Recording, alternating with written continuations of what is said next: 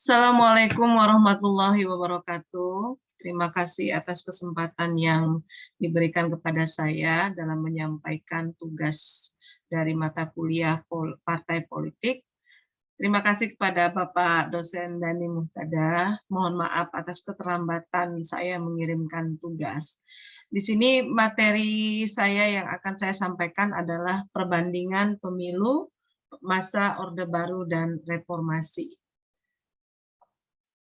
Sebelum sampai kita membahas pada pemilu, bagaimana pelaksanaan pemilu pada masa Orde Baru dan pada masa reformasi, terlebih dahulu mungkin saya akan menjelaskan sedikit tentang demokrasi. Demokrasi berasal dari bahasa Yunani, kita tahu demokrasi berasal dari bahasa Yunani yaitu artinya demos dan kratos, itu pemerintahan rakyat. Di mana menurut Presiden Amerika Abraham Lincoln, demokrasi itu adalah sebuah pemerintahan dari rakyat, oleh rakyat, dan untuk rakyat.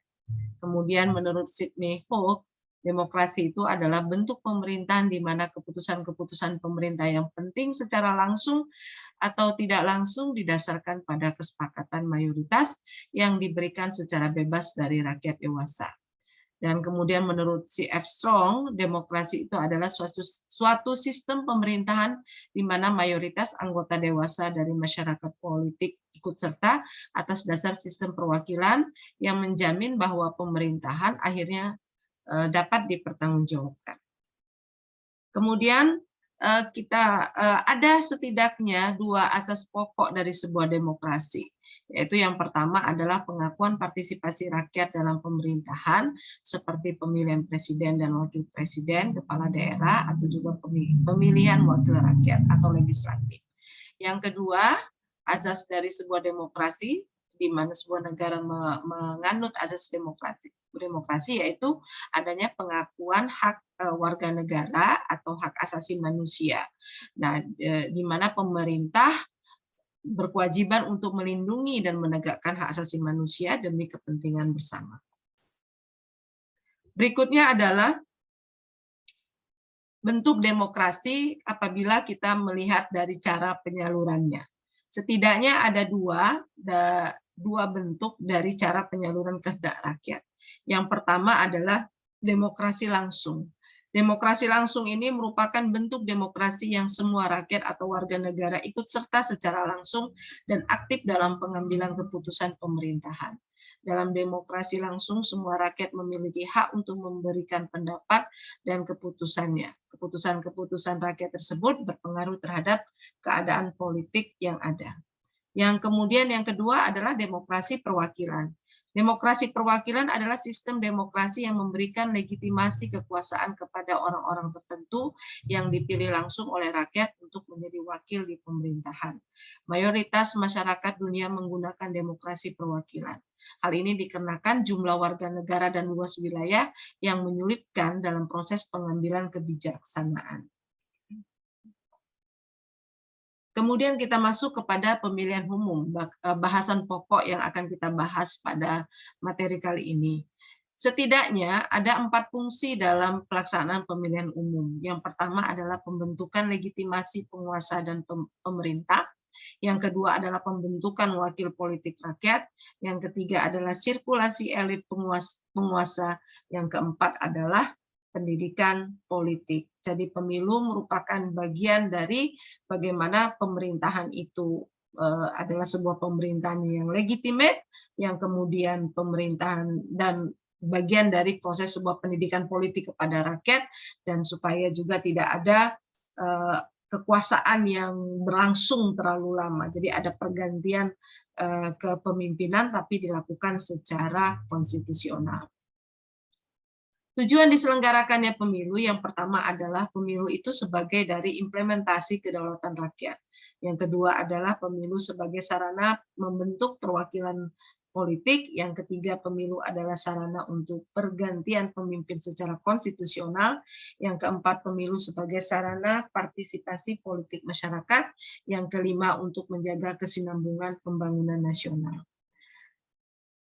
Kita masuk pada inti dari materi ini adalah bagaimana pelaksanaan pemilu pada masa Orde Baru. Pelaksanaan pemilu pada masa Orde Baru itu dimulai di tahun 1971. Setelah terjadi pergantian kepemimpinan dari Orde Lama pada masa Presiden Soekarno yaitu tahun 1967, kemudian dikuatkan pada tahun 1968, Presiden Soeharto, Legend Soeharto kemudian dilantik menjadi presiden. Baru pada tahun 1971 Presiden Soeharto atau pemerintahan Presiden Soeharto di masa Orde Baru dapat menyelenggarakan pemilu yang pertama kali. Nah, pemilu yang pertama kali ini diikuti oleh 10 partai politik dan 1 ormas. Ormas itu adalah Golkar. Partai politik tersebut adalah NU, Permusi, PSII, PERTI, Partai Kristen Indonesia, Partai Katolik, Partai Murba, IPKI, PNI, serta Golkar sebagai ormas. Nah, setelah itu kemudian lebih dari 5 tahun kemudian kita baru bisa menyelenggarakan pemilu yang kedua, yaitu pada tanggal 2 Mei 1977. Tapi di pemilu yang kedua tahun 1977 ini ada perubahan yang sangat besar, di mana tahun 1971 diikuti oleh 10 partai, tapi tahun 1977 ini banyak partai yang kemudian melebur atau terjadinya hasil fusi dari partai-partai tersebut, dan kemudian ada 2 partai politik dan 1 ormas, yaitu yang pertama adalah Partai Persatuan Pembangunan, yang kedua adalah Golongan Karya atau Golkar, yang ketiga adalah Partai Demokrasi Indonesia. Nah, kita tahu dari tahun 1971 sampai tahun 1997, Golkar selalu memenangi pemilu, dan memang kita tidak bisa memungkiri Partai Golkar atau merupakan partai pemerintah yang berkuasa pada saat itu dan cukup lama berkuasa. Kemudian selanjutnya setelah tahun 1977, maka pemilu itu diselenggarakan secara periodik setiap 5 tahun, 1982, 89, 92, dan yang terakhir 97. Dan dari kesemua diselenggarakan pemilihan umum ini dari tahun 1971 sampai 1997, maka Golkar memenangkan pemilu. Nah, perlu disampaikan bahwasannya pada masa pemerintahan Orde Baru pemilu diselenggarakan, kita hanya memilih partai, ya. Kemudian partailah yang akan menentukan siapa yang akan menjadi wakil-wakil kita di legislatif, dan presiden saat itu dipilih oleh MPR. MPR hasil pemilu. Selanjutnya kita masuk pada pemilu era reformasi. Tumbangnya pemerintahan Orde Baru tahun 1997 memberikan satu hal yang baru, angin segar baru. Tahun 99 itu kita menyelenggarakan pemilu yang pertama di masa era reformasi. Sebenarnya kalau kita berkaca dari konstitusi Undang-Undang Dasar 1945 tahun 1998, 21 Mei 1998, ketika Presiden Soeharto menyatakan mengundurkan diri, maka digantikan oleh wakilnya saat itu adalah B.J. Habibie, maka kemudian seharusnya B.J. Habibie menyelenggarakan pemilu tahun 2002. Tetapi karena dorongan politik yang luar biasa yang terjadi pada saat itu, desakan politik yang sangat luar biasa dan sangat dinamis sekali, sehingga akhirnya Presiden B.J. Habibie yang menggantikan Presiden Soeharto yang mengundurkan diri, kemudian memberikan sebuah pernyataan ya bahwasanya siap untuk diselenggarakan pemilu yang bersih dan adil di tahun 1999. Nah, sebuah fenomena baru tahun 1999,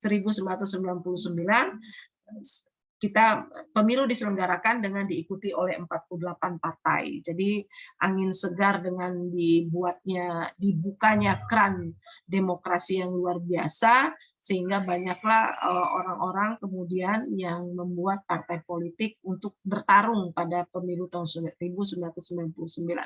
Tetapi pada saat itu kita masih memilih partai, kita belum memilih presiden secara langsung, dan kita belum memilih wakil dengan menunjuk orang secara langsung. Jadi masih kita memilih partai.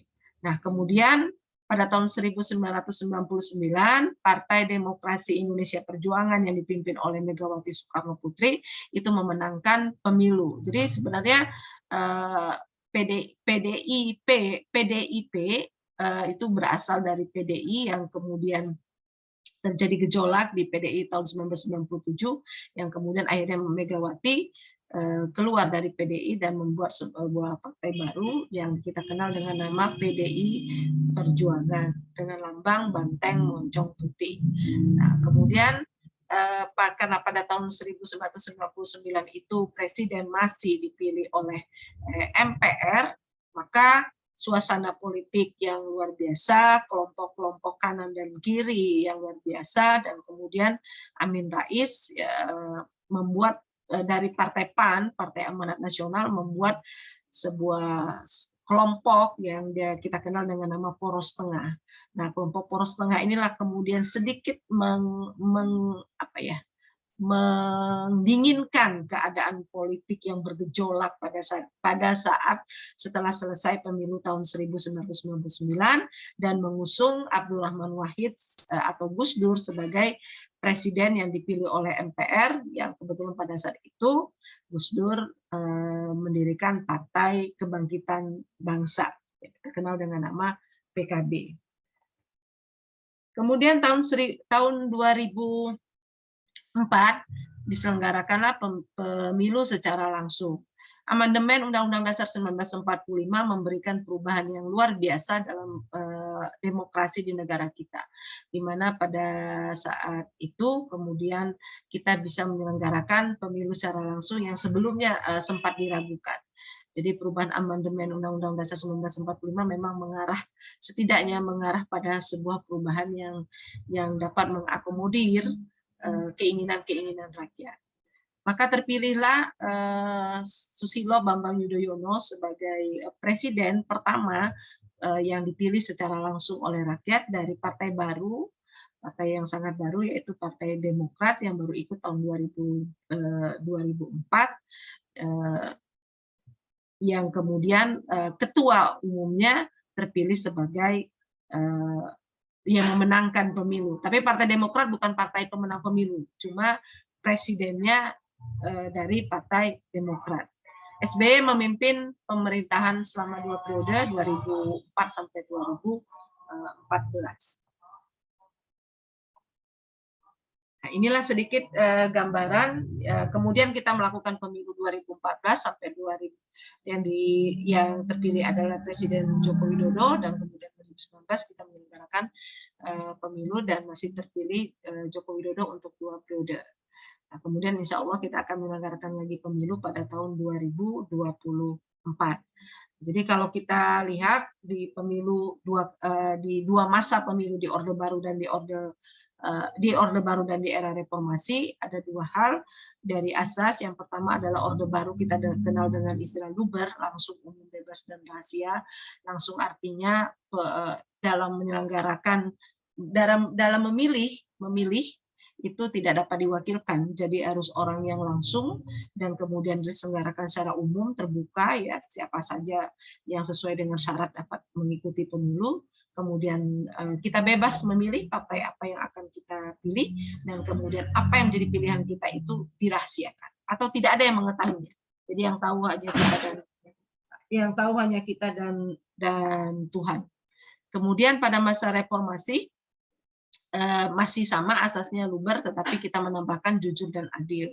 Jujur dan adil ini tentunya sangat difokuskan kepada penyelenggara pemilu untuk dapat bersikap jujur dan adil. Mungkin ini saja yang bisa saya sampaikan tentang perbandingan pemilu pada masa Orde Baru dan pemilu pada masa reformasi. Dan mudah-mudahan saja pemilu sebuah bagian dari demokrasi rakyat, sebuah bagian dari menyampaikan aspirasi rakyat dapat berjalan dengan baik seperti yang kita harapkan. Terima kasih atas perhatiannya. Mohon maaf atas segala banyak sekali kekurangannya. Pada Bapak dosen, mohon maaf sekali atas keterlambatan yang saya lakukan ini, yang terjadi pada diri saya. Dan sekali lagi saya ucapkan terima kasih. Wassalamualaikum warahmatullahi wabarakatuh.